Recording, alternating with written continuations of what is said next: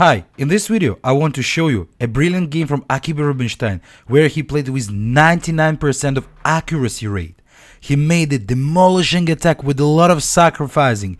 It's a so nice game. You will learn a lot from that and you will do the same in your games. My name is PavelChess and welcome you to my YouTube channel, and let's start.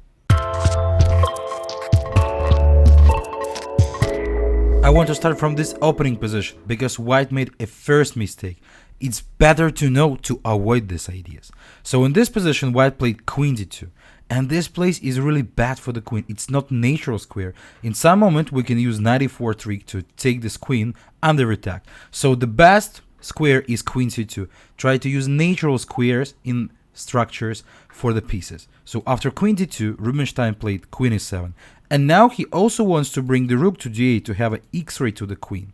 So after bishop d3 takes b5, bishop d3, rook d8, it's already this x-ray, and white wasted a tempo to go out with the queen, queen a2, bishop b7, and castle short. And here is a first key middle game moment. So how to play as black, how to take this decision.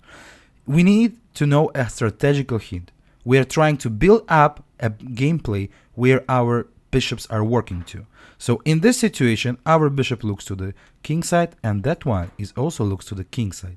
So that's why we are trying to attack on the king side. So who is the main defender of white? It's the knight on f3 currently. And that's why Rubinstein found a brilliant knight e5. It's really strategically good move, because I want to trade the queen side knight to the only one serious defender of this king and unlock both of my bishops. So white decided to take on e5. Now at some moments I also want to look for some sacrificing. White been scared and they played f4, trying to lock the bishops, but that's definitely not the best move.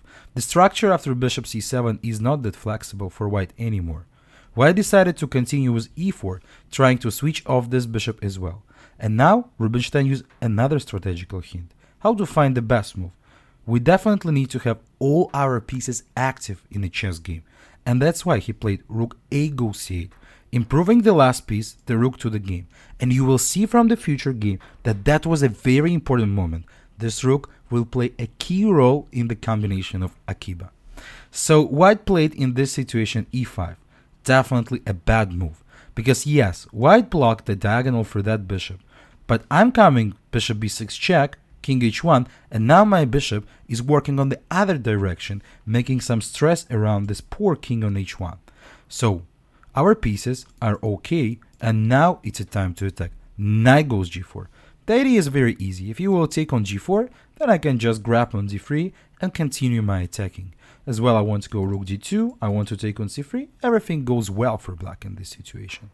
So that's why white decided to play bishop e4, trying to block the diagonal for that one. But unfortunately, queen goes h4. So now I just want to go queen h2 mate in 1. If you will continue with h3, we have a nice combination. Rook goes c3.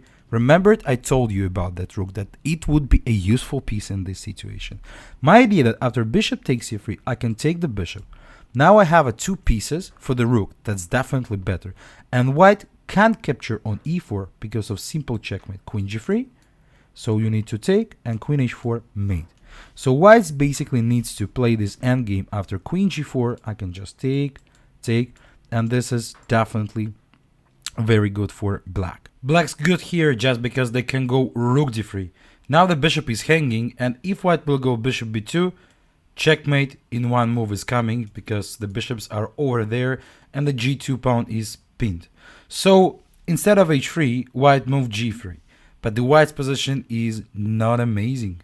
The queen is overloaded, protecting everything. And that's why Akiba found a nice combination.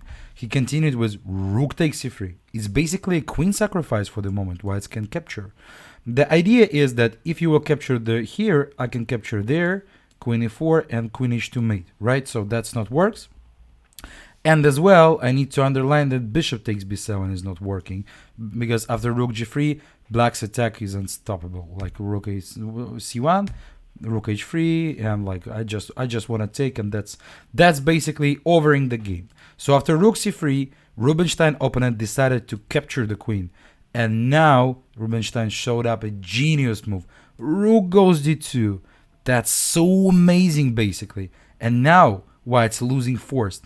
What is the idea? So we can take here, but bishop e4, winning immediately.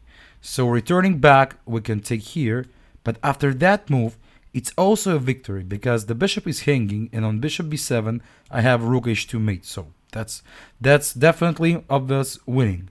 So white tried to take the rook on d2, but bishop take e4 check. Now the queen left e2, and no one protects the bishop on e4. So the queen g2 is the only one. And now a final brilliant move, rook goes h3. That's winning immediately because on queen takes e4, we're just going rook h2 mate.